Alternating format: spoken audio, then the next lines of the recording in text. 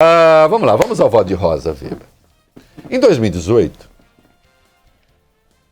vamos lá, Rosa Weber em 2009,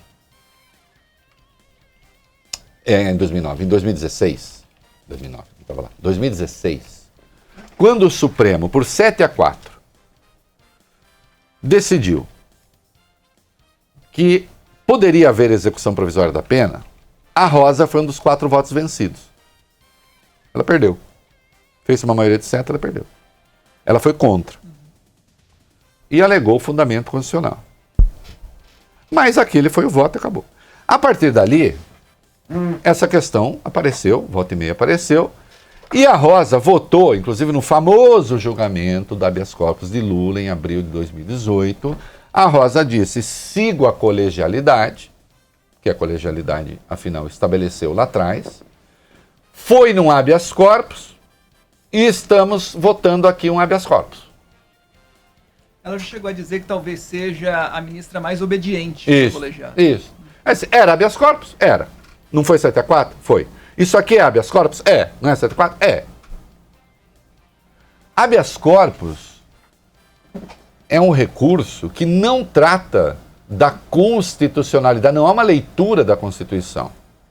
Não é uma ação que se chama que trata da chamada reserva de constitucionalidade. São só 3 ações que tratam disso.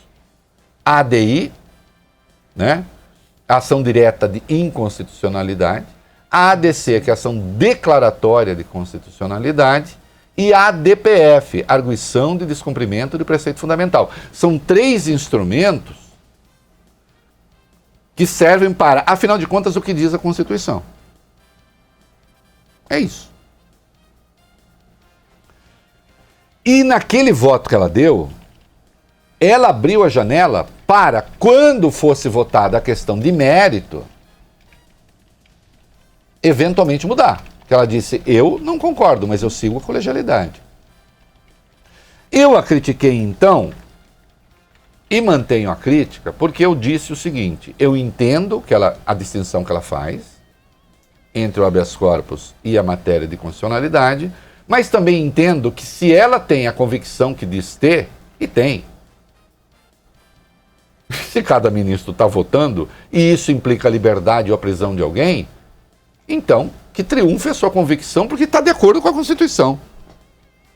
Mantenho a crítica que fiz então.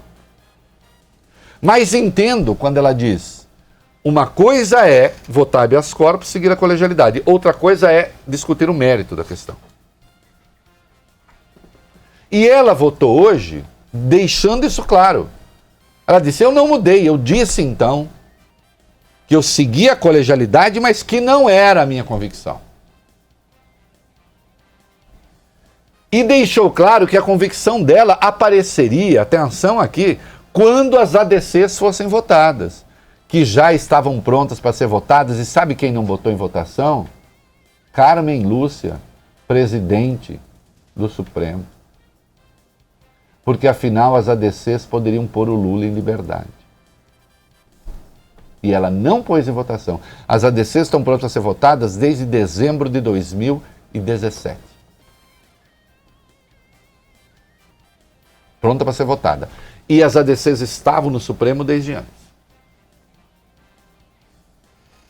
Mas em 2018, a Rosa Weber disse, eu quero votar a ADC. Na hora de votar a ADC, sim. Eu vou votar com constitucionalidade. E foi o que ela fez hoje. O voto dela teve 3 pilares.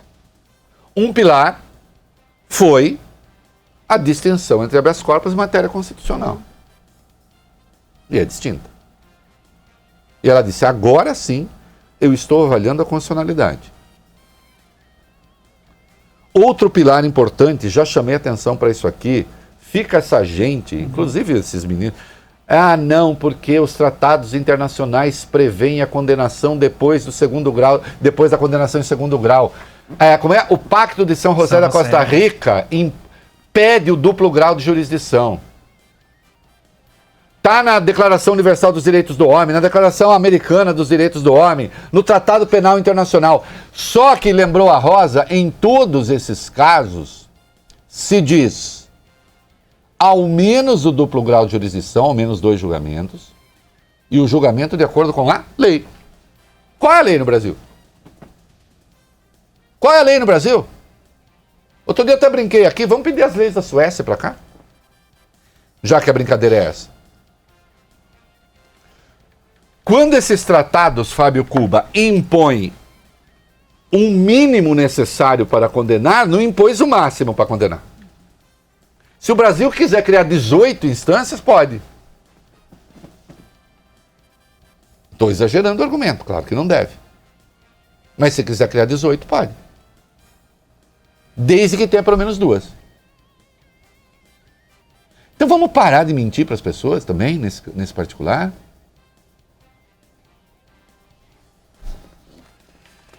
E, finalmente, ela, terceiro pilar do voto dela, a falácia da impunidade.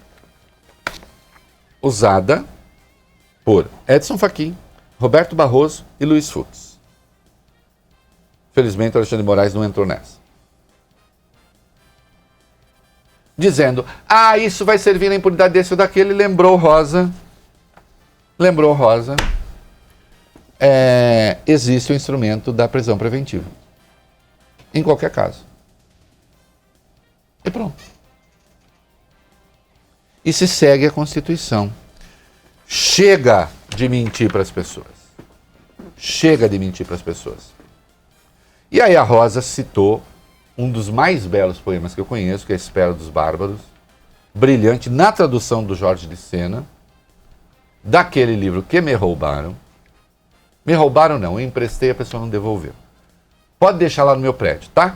Que eu queria aquele. O Vólio acabou de achar aqui uma edição razoavelmente recente, sebo, que é de 80 e poucos, é isso? 86. A minha é muito, muito mais antiga. Imagina, eu tinha 17 quando eu comprei, né?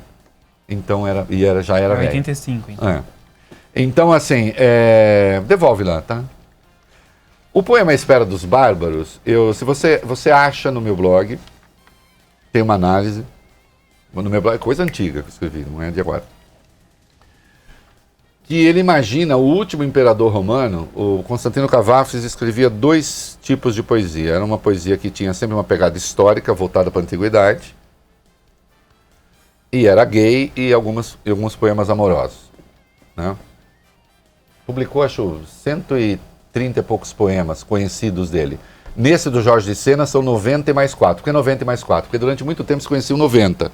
Depois apareceram mais 4. E aí foram aparecendo alguns outros, né? E aí ele imagina o imperador romano ali, nos últimos dias de Roma, aquela decadência, já o Império Romano do Ocidente,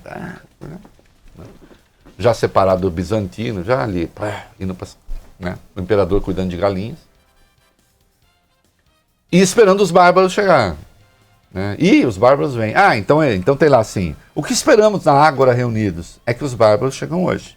Por que tanta apatia no Senado? Os senadores não legislam mais? É que os bárbaros chegam hoje. Que leis hão de fazer os senadores? Os bárbaros que chegam as farão. Por que o imperador se ergueu tão cedo e de coroa solene se assentou em seu trono à porta magna da cidade? É que os bárbaros chegam hoje. O nosso imperador conta saudar o chefe deles. Tem pronto para dar-lhes um pergaminho no qual estão escritos muitos nomes e títulos. Porque hoje os 2 cônsules e os pretores usam togas de púrpura bordadas e pulseiras com grandes ametistas e anéis com tais brilhantes esmeraldas. Porque hoje empunham bastões tão preciosos de ouro e prata finamente cravejados. É que os bárbaros chegam hoje, tais coisas os deslumbram. Por que não vêm os dignos oradores derramar o seu verbo como sempre? É que os bárbaros chegam hoje e aborrecem arengas, eloquências. Não tem muito saco para isso, para essa coisa, né?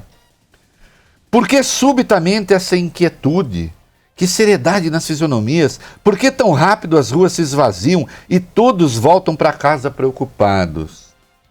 Porque é já noite, os bárbaros não vêm e gente recém-chegada das fronteiras diz que não há mais bárbaros. Sem bárbaros, o que será de nós? Eles eram uma espécie de solução, né? E eu estou vendo agora que não é a tradução do Jorge de Sena, é no começo, mas não é até o fim não, porque o poema, na tradução do Jorge Sena, termina: essa gente era uma espécie de solução. Olha aqui. O poema é muito bom porque é o seguinte, o país está em crise, aqui no caso da Roma imaginária, está em crise, está tudo meio acabado, está tudo... Tá. Então que venha uma solução externa qualquer. Que apareça alguma coisa. Como na música do Chico, que venha o Zeppelin para botar uma ordem nesse troço. E aí aqui fala, e que pena os bárbaros não vieram. Né? Eu entendo que o sentido da citação da Rosa Weber, que não ficou muito claro ali, porque ela não leu a totalidade dos votos, é o seguinte: nós não estamos na decadência do Império Romano à espera dos bárbaros. Nós ainda temos leis, nós ainda temos Constituição. Os bárbaros não são uma solução para nós. Nós ainda temos o que fazer no terreno do ordenamento legal.